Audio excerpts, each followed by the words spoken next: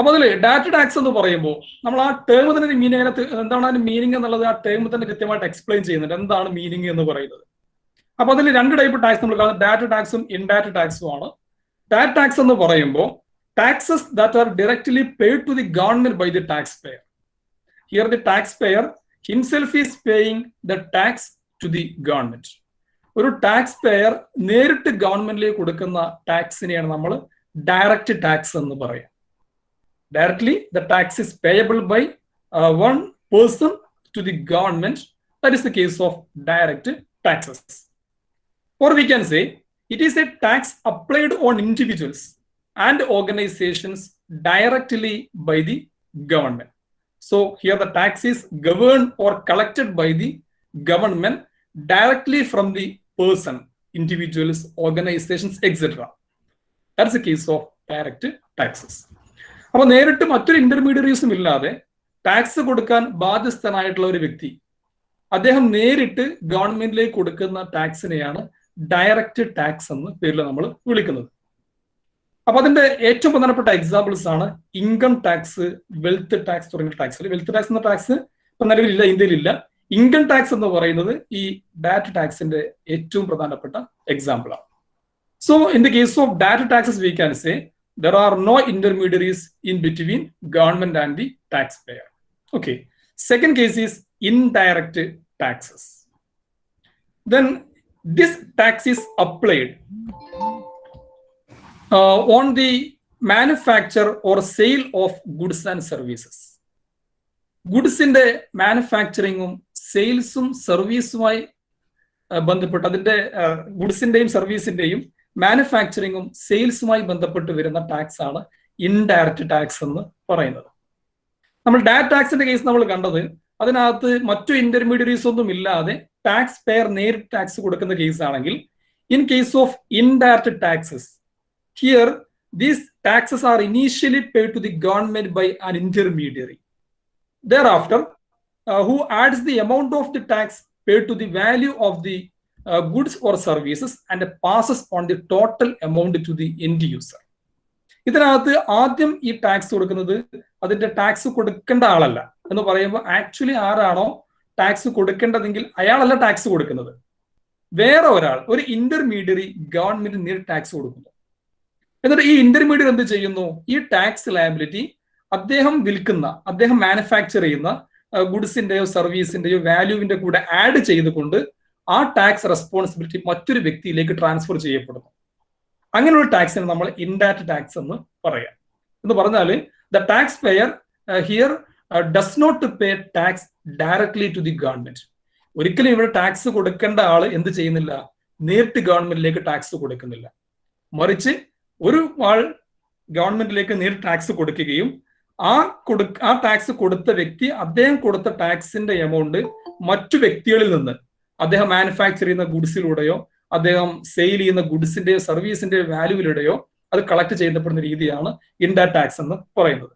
അതിന്റെ ഏറ്റവും വലിയ എക്സാമ്പിൾ ആണ് GST. നമുക്ക് എല്ലാവരും ഗുഡ്സ് ആൻഡ് സർവീസസ് ടാക്സ് അല്ലെ. ഇപ്പൊ ഒരു ഉദാഹരണം പറഞ്ഞാൽ ഇപ്പൊ നമ്മൾ ഒരു മെഡിക്കൽ ഷോപ്പിൽ പോയിട്ട് ഒരു മരുന്ന് വാങ്ങുകയാണെങ്കിൽ നമ്മൾ ആ മരുന്ന് വാങ്ങുന്ന സമയത്ത് നമ്മൾ നേരിട്ട് എന്ത് ചെയ്യുന്നില്ല? നമ്മൾ ടാക്സ് കൊടുക്കുന്നുണ്ട്. നമ്മുടെ ആ മരുന്നിന്റെ ആ മെഡിസിനകത്ത് കാണുന്ന MRP inclusive of all taxes എന്നാണ്. എല്ലാ ടാക്സും ഉൾപ്പെടെയുള്ള പ്രൈസ് ആണ് അത് അല്ലെ. അപ്പൊ നമ്മൾ ആ ഒരു മെഡിസിൻ നമ്മൾ വാങ്ങുന്ന സമയത്ത് നമ്മൾ കൊടുക്കുന്ന എമൗണ്ട് എന്ന് പറയുന്നത് ടാക്സ് അടക്കമുള്ള എമൗണ്ട് ആണ്. ഈ ടാക്സ് ഒരിക്കലും നമ്മൾ ഗവൺമെന്റിലേക്ക് നേരിട്ടല്ല കൊടുക്കുന്നത്. എന്താ സംഭവിച്ചിട്ടുള്ളത്? ആ മെഡിസിൻ മാനുഫാക്ചർ ചെയ്യുന്ന കമ്പനി ആ മാനുഫാക്ചർ ചെയ്യുന്ന പ്രോഡക്ട്സിന് ആ സമയത്ത് എന്ത് ചെയ്യുന്നുണ്ട്? ഗവൺമെന്റിലേക്ക് ടാക്സ് കൊടുക്കുന്നുണ്ട്. ഈ ഡ്രഗ് മാനുഫാക്ചറർ അല്ലെങ്കിൽ ആ ഫാർമസ്യൂട്ടിക്കൽ കമ്പനി അവർ കൊടുത്ത ടാക്സിന്റെ എമൗണ്ട് അവരെന്ത് ചെയ്യുന്നു? അവർ അടുത്ത സ്റ്റേജിലേക്ക് ആ മെഡിസിൻ വിൽക്കുന്ന സമയത്ത് കുറച്ച് ടാക്സ് അവിടുന്ന് കളക്ട് ചെയ്യും അല്ലെ. ഈ രീതിയിൽ പല സ്റ്റേജിൽ എൻഡ് യൂസറിലേക്ക് എത്തുന്ന സമയത്ത് മുഴുവൻ ടാക്സിന്റെ എമൗണ്ടും ഈ പറയുന്ന മാനുഫാക്ചറർ അത് റിക്കവർ ചെയ്യുന്നു. അപ്പൊ ഇങ്ങനെയുള്ള ഒരു ടാക്സ് മെക്കാനിസം ആണ് ഇൻഡയറക്റ്റ് ടാക്സിന്റെ കേസ് നമ്മൾ കാണാൻ പറ്റുക. കാർത്തികിന്റെ മൈക്ക് ഒന്ന് ഓഫ് ചെയ്യണം കേട്ടോ. കാർത്തിക് കണ്ണൻ. ഓക്കെ. അപ്പൊ അതിന്റെ എക്സാമ്പിൾ ആണ് GST, എക്സൈസ് ഡ്യൂട്ടി തുടങ്ങിയിട്ടുള്ളതൊക്കെ. ഇപ്പൊ GST നമ്മൾ സാധാരണ എല്ലാ ഗുഡ്സിന്റെയും സർവീസിന്റെയും കേസിൽ ബാധകമാണ്, excluding some petroleum products etcetera. അപ്പോൾ പെട്രോളിയം പ്രോഡക്ട്സിന്റെയും മറ്റും കേസിൽ ഒഴികെ ബാക്കി എല്ലാ കേസിലും GST അപ്ലിക്കബിൾ ആണ്. പെട്രോളിയം പ്രോഡക്ട്സിന്റെ കേസ് നമ്മൾ എക്സൈസ് ഡ്യൂട്ടി പോലുള്ള ടാക്സുകളാണ് കൊടുത്തുകൊണ്ടിരിക്കുന്നത്. എനിവേ, അപ്പൊ ഇതാണ് ടാക്സിന്റെ പ്രധാനപ്പെട്ട ക്ലാസിഫിക്കേഷൻ. ഡയറക്റ്റ് ടാക്സും ഇൻഡയറക്റ്റ് ടാക്സും വളരെ സിമ്പിൾ ആണ്, കൺഫ്യൂഷന്റെ ആവശ്യമൊന്നുമില്ല. ഒരു ഇന്റർമീഡിയറിയും ഇല്ലാതെ നേരിട്ട് ഒരാൾ ഗവൺമെന്റിലേക്ക് ടാക്സ് കൊടുക്കുമ്പോൾ അത് ഡയറക്റ്റ് ടാക്സ് ആണ്. അതിന്റെ എക്സാമ്പിൾ ആണ് ഇൻകം ടാക്സ്. ഇൻഡയറക്റ്റ് ടാക്സ് എന്ന് പറയുമ്പോൾ നേരിട്ട് ഗവൺമെന്റിലേക്ക് ടാക്സ് കൊടുക്കുന്നില്ല, പകരം ചില ഇന്റർമീഡിയറീസിലൂടെയാണ് ടാക്സ് ഗവൺമെന്റിലേക്ക് എത്തുന്നത്. അപ്പൊ അങ്ങനെ ടാക്സ് കളക്ഷനെയാണ് നമ്മൾ ഇൻഡയറക്റ്റ് ടാക്സ് എന്ന് പറയാ. അതിന്റെ എക്സാമ്പിൾ ആണ് GSTയും എക്സൈസ് ഡ്യൂട്ടിയും ഒക്കെ. ഓക്കെ, ഇത് നമ്മൾ ഇൻകം ടാക്സ് ആണ് നമ്മുടെ ഏരിയ എന്ന് പറയും. നമ്മൾ ഇൻകം ടാക്സിന്റെ ആ ഒരു ടാക്സ് ഫോമിലേക്ക് നമ്മൾ നമ്മുടെ സിലബസിനെ കൺഫൈൻ ചെയ്യുമ്പോൾ what about income tax? Then income tax is the very best example for the direct tax, and also this is the significant source of revenue of government of India. Indian ഗവൺമെന്റിന്റെ ഏറ്റവും പ്രധാനപ്പെട്ട ഒരു source of revenue എന്ന് പറയുന്നത് income tax ആണ്. അപ്പൊ income tax ഒരു direct tax ആണ്, മാത്രമല്ല ഗവൺമെന്റിന്റെ പ്രധാനപ്പെട്ട സോഴ്സ് ഓഫ് റവന്യൂവും ഇൻകം ടാക്സ് വഴി കളക്ട് ചെയ്യപ്പെടുന്ന എമൗണ്ട് ആണ്. നെക്സ്റ്റ് നമ്മൾ ഇൻകം ടാക്സിന്റെ ഒരു ഹിസ്റ്ററി നമ്മൾ പരിശോധിച്ചാൽ, what about the evolution of income tax in India? A brief history of income tax in India. In the evolution of income tax in India, the tax, this form of tax or income tax or the tax in the name income tax was firstly introduced in India by Sir James Wilson in the year 1860. 1860-ലാണ് ആദ്യമായിട്ട് ഇന്ത്യയിൽ income tax എന്ന് പറയുന്ന ഒരു tax introduce ചെയ്തത്. അത് നമ്മളെ പേര് കണ്ടതിന് സർ ജെയിംസ് വിൽസൺ അല്ലെ, ഒരു ബ്രിട്ടീഷുകാരൻ. അദ്ദേഹം ഒരു ബ്രിട്ടീഷുകാരനായിട്ടുള്ള ആളാണ് ഇന്ത്യയിൽ 1860-ൽ. അതിനൊരു പശ്ചാത്തലമുണ്ട്. പശ്ചാത്തലം എന്ന് പറയുമ്പോൾ ഇതാണ്, we know the case of military mutiny അല്ലെ, ശിപ്പായി ലഹള എന്ന് പറയുന്ന നമ്മുടെ സ്വാതന്ത്ര്യ സമരത്തിന്റെ ഭാഗമായിട്ടുള്ള ഒരു പ്രസ്ഥാനം നമുക്കറിയാം. അപ്പം ഈ മിലിറ്ററി മ്യൂട്ടിയുടെ ഭാഗമായിട്ട് ഗവൺമെന്റിന് ഉണ്ടായിട്ടുള്ള ഒരു വലിയ നഷ്ടം അത് കോമ്പൻസേറ്റ് ചെയ്യുന്നതിന് വേണ്ടി ഒരു റവന്യൂ കളക്ട് ചെയ്യാവുന്ന പർപ്പസോട് കൂടിയാണ് ഏറ്റവും ആദ്യമായിട്ട് ഇന്ത്യയിൽ 1860-ൽ sir James Wilson income tax എന്ന് പറഞ്ഞ ടാക്സ് ഇന്ത്യയിൽ കൊണ്ടുവന്നത്. Even though tax was introduced in 1860, there were no regulations regarding income tax. നമ്മൾ 1860-ൽ ഇൻകം ടാക്സ് എന്ന് പറയുന്ന ടാക്സ് ഇന്ത്യയിൽ നിലവിൽ വന്നെങ്കിലും ഈ ടാക്സ് ഇപ്പൊ നമുക്കറിയാം, ഒരു ടാക്സിന്റെ നമ്മൾ കളക്ട് ചെയ്യണമെങ്കിൽ നമുക്ക് നിയമം വേണം, ഒരു ലോ വേണം, റെഗുലേഷൻ ഉണ്ടാവണം അല്ലെ. അത് എങ്ങനെ കളക്ട് ചെയ്യണം, അത് എത്ര രൂപ കളക്ട് ചെയ്യണം, ആരിന്ന് കളക്ട് ചെയ്യണം തുടങ്ങിയ കാര്യങ്ങളൊന്നും ഒരു നിയമമായിട്ട് ആ സമയങ്ങളിൽ ഉണ്ടായിരുന്നില്ല. അപ്പൊ അതുകൊണ്ട് തന്നെ ഇതിനെ ഗവേൺ ചെയ്യുന്നതിന് വേണ്ടി a legislation was necessary to govern or administer in the income tax. For the purpose the first income tax act of India was passed in the year 1886. അപ്പൊ അതിന് ഈ ഒരു പർപ്പസോട് കൂടി ഒരു ആക്ട് വേണം, ഒരു നിയമം വേണം എന്നുള്ള ഒരു ആവശ്യത്തിന്റെ പുറമെ ഒരു ഇൻകം ടാക്സ് ആക്ട് ഇന്ത്യയിൽ ആദ്യമായിട്ട് 1886-ലാണ് പാസ്സാക്കിയത്. The Act of 1886 had many limitations. പല പരിമിതികളുമുള്ള ഒരു ആക്ട് ആയിരുന്നു, പല ലൂപ്പ് ഹോൾസുമുള്ള ഒരു ആക്ട് ആയിരുന്നു 1886-ലെ ആക്ട്. അപ്പൊ അതുകൊണ്ട് തന്നെ a new income tax act was passed. The second income tax act of India was passed in the year 1918. The purpose of this act was to replace the Act of 1886. The Act of 1886 had some complications and some limitations. To overcome all these complications or limitations of the Act of 1886, a new Act of Income Tax in India was passed in the year 1918. The Act of 1918 was also not free from limitations. So to overcome the limitations of the Act of 1918 or the limitations of the second Act of Income Tax in India, a new Act was passed to replace the Act of 1918 in the year 1922. അപ്പോൾ 1918-ല് രണ്ടാമതൊരു income tax act ഇന്ത്യയിൽ പാസ്സാക്കിയെങ്കിലും ആ ആക്ടും ഒരു full fledge അതല്ലെങ്കിൽ ഒരു limitation free ആയിട്ട് ഒരു act ആയിരുന്നില്ല എന്നുള്ളത് കൊണ്ട് തന്നെ ഒരു പുതിയ ഇൻകം ടാക്സ് ആക്ട് 1922-ല് മൂന്നാമത്തെ ഇന്ത്യയിലെ ഇൻകം ടാക്സ് ആക്ട് ആയിട്ട് ഇന്ത്യയിൽ പാസ്സാക്കി, ഇന്ത്യ 1922.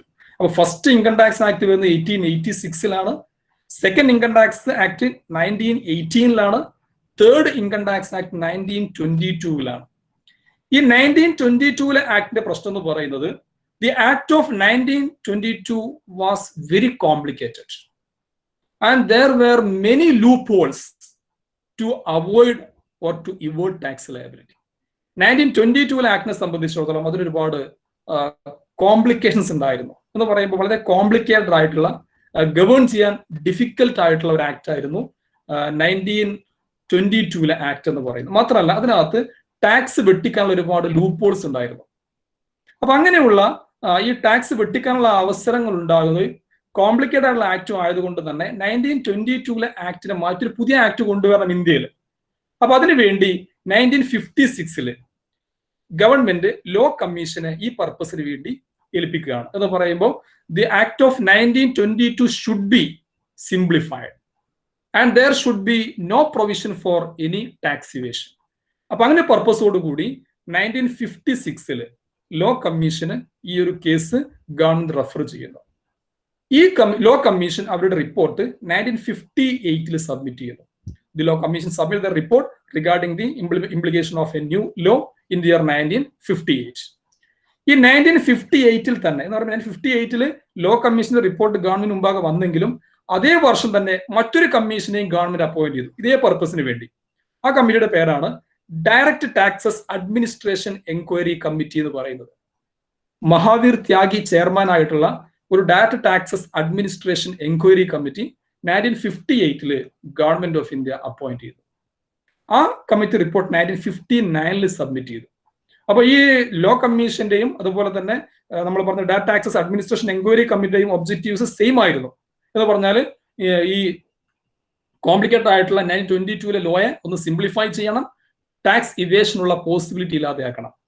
അപ്പൊ ഇതിന് രണ്ടാമത്തെ കമ്മിറ്റി എന്ന് പറയുമ്പോൾ ഡയറക്റ്റ് ടാക്സസ് അഡ്മിനിസ്ട്രേഷൻ എൻക്വയറി കമ്മിറ്റിയുടെ റിപ്പോർട്ട് 1959 ഗവൺമെന്റ് സബ്മിറ്റ് ചെയ്യുകയും ആ റിപ്പോർട്ടിന്റെ അടിസ്ഥാനത്തിൽ ഇവിടെ ആ റിപ്പോർട്ട് ലോ മിനിസ്ട്രിയുമായിട്ട് കൺസൾട്ട് ചെയ്തുകൊണ്ട് ഒരു പുതിയ ഇൻകം ടാക്സ് ആക്ട് ഇന്ത്യയിൽ പാസ്സാക്കി.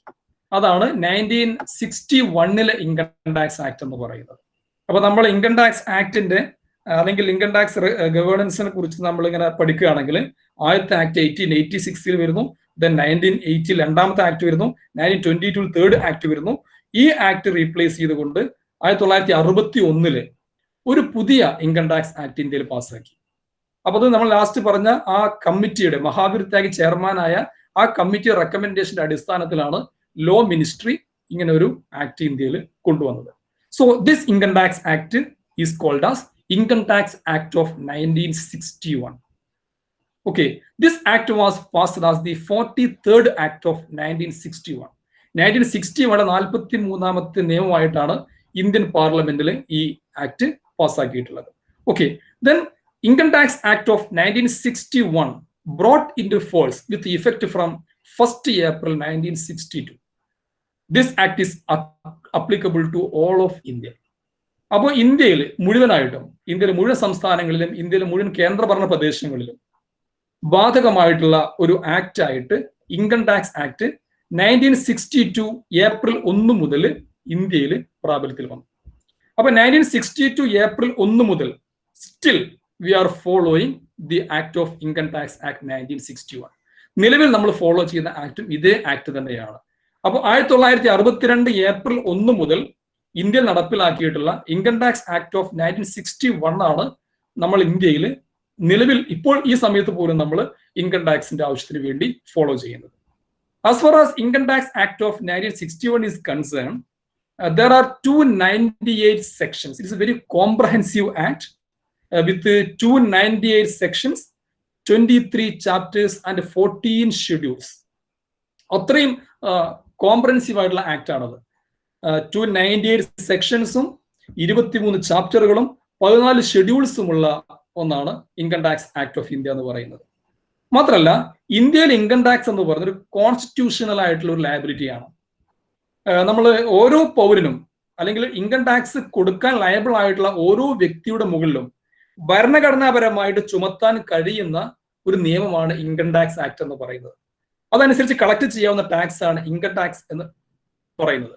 ഇവിടെ income tax levied by central government as per the constitution 7th schedule of article 246. Indian കോൺസ്റ്റിറ്റ്യൂഷന്റെ 246ാമത്തെ ആർട്ടിക്കിളിൽ 7ാമത്തെ ഷെഡ്യൂൾ പ്രകാരം ഇതൊരു മാൻഡേറ്ററി ആയിട്ടുള്ള ഒരു കോൺസ്റ്റിറ്റ്യൂഷണൽ ആയിട്ടുള്ള ഒരു ചാർജ് ആണ് എന്ന് പറയുമ്പോൾ ആരുടെ മുകളിൽ ഇൻകം ടാക്സ് ചുമത്തേണ്ടതുണ്ടോ അത് ചുമത്തപ്പെട്ട് കഴിഞ്ഞാൽ നിർബന്ധമായിട്ടും ആ വ്യക്തി അത് ഭരണഘടനാപരമായി തന്നെ ആ ബാധ്യത നിറവേറ്റേണ്ടത് നിർബന്ധമാണ്. ഇതാണ് നമ്മൾ ഇൻകം ടാക്സ് ആക്ടിന്റെ ഒരു ചെറിയ ചിത്രം എന്ന് പറയുന്നത്. ഇനി നമ്മൾ മറ്റൊരു ടേം നമ്മൾ പരിചയപ്പെടുന്നത് ഫിനാൻസ് ബിൽ എന്ന് പറയുന്നൊരു ബില്ലാണ്. ഫിനാൻസ് ബിൽ അല്ലെങ്കിൽ ആനുവൽ ഫിനാൻസ് ആക്ട് എന്ന് പറയുന്നതാണ്. അപ്പൊ ഞാൻ നേരത്തെ പറഞ്ഞതുപോലെ തന്നെ നമ്മൾ ഇന്നലെ നമ്മൾ ഇൻട്രൊഡക്ഷനിൽ പറഞ്ഞതുപോലെ തന്നെ ഇൻകം ടാക്സ് എന്ന് പറയുമ്പോൾ simply the tax on income, ഇൻകത്തിനുള്ള ടാക്സ് ആണ്. അപ്പോ ഇൻകം ടാക്സ് എന്ന് പറയുന്ന ഈ ടാക്സ് നമ്മൾ എല്ലാ സമയത്തും ഇൻകത്തിന്റെ മുകളിലാണ് കാൽക്കുലേറ്റ് ചെയ്യുക. ഇൻകം എന്താണോ അതിന്റെ മുകളിലാണ് ഇൻകം ടാക്സ് കൊടുക്കേണ്ടി വരിക, അല്ലെ? അപ്പൊ അതുകൊണ്ട് തന്നെ ഒരാൾ ഇൻകം ടാക്സ് കൊടുക്കുമ്പോൾ അയാൾ 2 നിയമങ്ങളാണ് ഫോളോ ചെയ്യുന്നത്. He has to follow 2 legislations. First one is Income Tax Act of 1961. This act is followed for calculation of the taxable income. Taxable income എത്രയാണെന്ന് അറിയാൻ വേണ്ടിയിട്ടാണ് എന്ത് ഫോളോ ചെയ്യുന്നത്? ഇൻകം ടാക്സ് ആക്ട് 1961 ഫോളോ ചെയ്യുന്നത്. ഒരാൾ എത്ര രൂപ അയാൾക്ക് ടാക്സ് കൊടുക്കേണ്ട ഇൻകം, ടാക്സ് അല്ല, ടാക്സ് കൊടുക്കേണ്ട ഇൻകം എത്രയുണ്ട് എന്നുള്ളത് തീരുമാനിക്കാൻ വേണ്ടിയിട്ടാണ് നമ്മൾ ഇൻകം ടാക്സ് ആക്ട് ഫോളോ ചെയ്യുക. ഇനി ഒരാൾക്ക് ടാക്സബിൾ ഇൻകം ഉണ്ടെങ്കിൽ അയാൾ എത്ര എമൗണ്ട് ടാക്സ് കൊടുക്കണം? Watts the amount of tax liability? To determine the amount of tax liability, he has to follow another act. That act is called Annual Finance Act. മറ്റൊരു act അനുസരിച്ചിട്ടാണ് എന്ത് ചെയ്യുന്നത്? Income ടാക്സിന്റെ amount calculate ചെയ്യുന്നത്. അപ്പൊ എന്താണ് annual finance act എന്ന് പറഞ്ഞാൽ? Originally annual finance act is the finance bill. അത് ഫിനാൻസ് ബില്ലാണ്. ഫിനാൻസ് ബിൽ എന്ന് പറയുമ്പോൾ നമ്മൾ സിമ്പിൾ ആയിട്ട് പറയുകയാണെങ്കിൽ ഇപ്പൊ സാധാരണ എല്ലാ വർഷവും നമ്മുടെ യൂണിയൻ ബജറ്റ്, കേന്ദ്ര ബജറ്റ് പ്രഖ്യാപിക്കുമ്പോൾ ഫെബ്രുവരി മാസം നമുക്ക് കാണാറുണ്ട്, എല്ലാ വർഷങ്ങളും നമ്മുടെ യൂണിയൻ ബജറ്റ് പ്രഖ്യാപിക്കും. അപ്പൊ നമ്മുടെ കേന്ദ്ര ധനകാര്യമന്ത്രി പാർലമെന്റിൽ കേന്ദ്ര ബജറ്റ് പ്രഖ്യാപിക്കുന്ന സമയത്ത് ആ ബജറ്റിന്റെ കൂടെ വെക്കുന്ന ഒരു ടാക്സ് പ്രപ്പോസൽ ഉണ്ട്. എന്ന് പറഞ്ഞാൽ അടുത്ത സാമ്പത്തിക വർഷത്തേക്ക്, തൊട്ടടുത്ത സാമ്പത്തിക വർഷത്തേക്ക് ഏതെല്ലാം രീതിയിൽ ടാക്സിന്റെ എമൗണ്ട് കളക്ട് ചെയ്യണം, ടാക്സ് റേറ്റ് എങ്ങനെയാണ് വരിക തുടങ്ങിയിട്ടുള്ള കുറെ കാര്യങ്ങൾ ഒരു പ്രപ്പോസൽ ആയിട്ട് എന്ത് ചെയ്യും കേന്ദ്ര ധനമന്ത്രി പാർലമെന്റ് മുമ്പാകെ വെക്കും. ആ പ്രപ്പോസൽ വിളിക്കുന്ന പേരാണ് ഫിനാൻസ് ബിൽ എന്ന് പറയുന്നത്.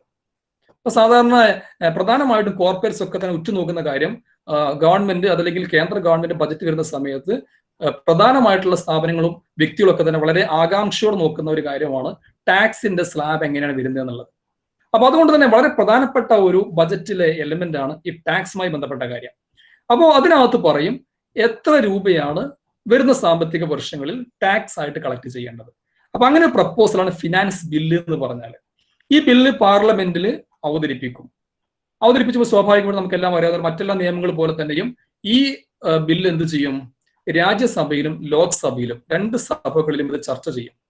അതിനുശേഷം ആ 2 സഭകളും ഈ ബില്ല് പാസ്സാക്കി കഴിഞ്ഞാൽ സ്വാഭാവികമായിട്ടും അത് പ്രസിഡന്റിന് മുമ്പിൽ, ഇന്ത്യൻ രാഷ്ട്രപതിയുടെ മുമ്പിലെത്തും. രാഷ്ട്രപതി ആ ബില്ലിൽ സൈൻ ചെയ്ത് കഴിയുന്നതോടുകൂടി അതൊരു ആക്ട് ആയിട്ട് മാറും. അതൊരു ബില്ല് മാത്രമാണത്, അതൊരു പ്രപ്പോസൽ മാത്രമാണ്. പക്ഷെ 2 സഭകളും, പാർലമെന്റിന്റെ ലോക്സഭയും രാജ്യസഭയും ഈ ബില്ല് പാസ്സാക്കി എടുക്കുകയും അതിനുശേഷം അതിൽ ഇന്ത്യൻ പ്രസിഡന്റ് ഒപ്പിടുകയും ചെയ്യുന്നതോടുകൂടി അതൊരു നിയമമായിട്ട് മാറും. ആ നിയമത്തെ വിളിക്കുന്ന പേരാണെന്ത്?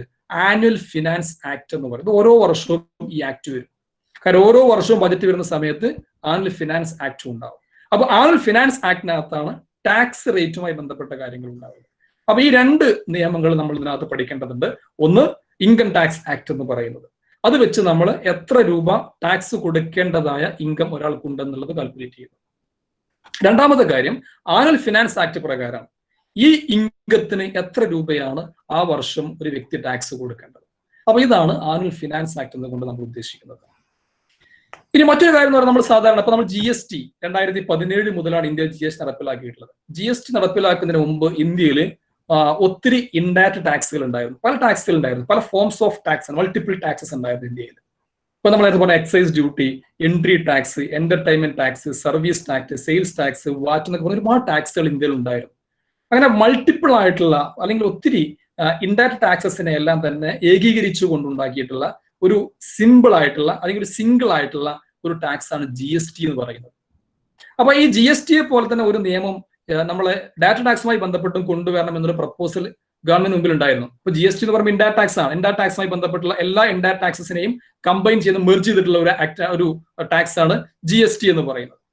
എന്നാൽ ഇവിടെ നമ്മൾ അതേപോലെ തന്നെ ഡയറക്റ്റ് ടാക്സസിനെയും കമ്പൈൻ ചെയ്തുകൊണ്ട് ഒരു ഒറ്റ ഡയറക്റ്റ് ടാക്സ് ആക്ട് ഇന്ത്യയിൽ വേണം എന്നുള്ള ഒരു പ്രപ്പോസൽ 2009 ഗവൺമെന്റ് മുമ്പാകെ വരികയും അപ്പൊ അതിന്റെ ഭാഗമായിട്ട് DTC ബിൽ എന്ന പേരിൽ, ഡയറക്റ്റ് ടാക്സസ് കോഡ് ബിൽ എന്ന പേരിൽ ഒരു ബില്ല് 2009 ഓഗസ്റ്റില് ഗവൺമെന്റ് പുറത്തിറക്കി. ഈ ബില്ല് 2010 ഓഗസ്റ്റ് 30 ഈ ബില്ല് പാർലമെന്റിൽ അവതരിപ്പിച്ചു. പാർലമെന്റിൽ ബില്ല് അവതരിപ്പിച്ചെങ്കിലും അത് ഇതുവരെ പാസ്സാക്കിയെടുക്കാൻ സാധിച്ചിട്ടില്ല. എന്ന് പറഞ്ഞതിന് ശേഷം പിന്നെ ഈ ബില്ലിന് മുകളിൽ ഡിസ്കഷൻ ഉണ്ടാവുകയോ അത് പാസ്സാക്കുകയോ ചെയ്തിട്ടില്ല. അപ്പൊ അതുകൊണ്ട് തന്നെ നിലവിൽ നമ്മൾ DTCയിലേക്ക് പോകാതെ ഇന്ത്യയിൽ ഡാറ്റ ടാക്സുമായി ബന്ധപ്പെട്ട്, ഇൻകം ടാക്സുമായി ബന്ധപ്പെട്ട് നിലവിൽ ഫോളോ ചെയ്യുന്ന ആക്ട് ഇൻകം ടാക്സ് ആക്ട് 1961 തന്നെയാണ്. അപ്പൊ ഇതാണ് നമ്മുടെ ഇൻകം ടാക്സുമായി ബന്ധപ്പെട്ടുള്ള ഇന്ത്യയിലെ അതിന്റെ ഒരു ഹിസ്റ്ററി എന്ന് പറയുന്നത്. ഞാൻ ഈ പറഞ്ഞ കാര്യം എന്തെങ്കിലും സംശയങ്ങൾ ആർക്കെങ്കിലും ഉണ്ടെങ്കിൽ ചോദിക്കാം. അപ്പൊ നമ്മൾ പറഞ്ഞ കാര്യങ്ങൾ ഇൻകം ടാക്സുമായി ബന്ധപ്പെട്ടുള്ള അതിന്റെ ഇവാലുവേഷനെ കുറിച്ച് നമ്മൾ പറയുന്നത്. എന്താണ് ഡയറക്ട് ടാക്സ് എന്ന് പറയുമ്പോൾ എന്താണ്, ഇൻഡയറക്ട് ടാക്സ് എന്ന് പറഞ്ഞാൽ എന്താണ്, അതുപോലെ തന്നെ what about the history of income tax in India. If you have any doubts you can clear the same now itself. ആർക്കെങ്കിലും ഡൗട്ട്സ് ഉണ്ടോ? Sreekala, any doubts? ക്ലിയർ ആണ്? Okay. Jishna, is it okay? Okay sir, clear ആണ്, doubts ഒന്നുമില്ല. Adeeb okay ആണോ? അദീബ് കേൾക്കുന്നില്ലേ?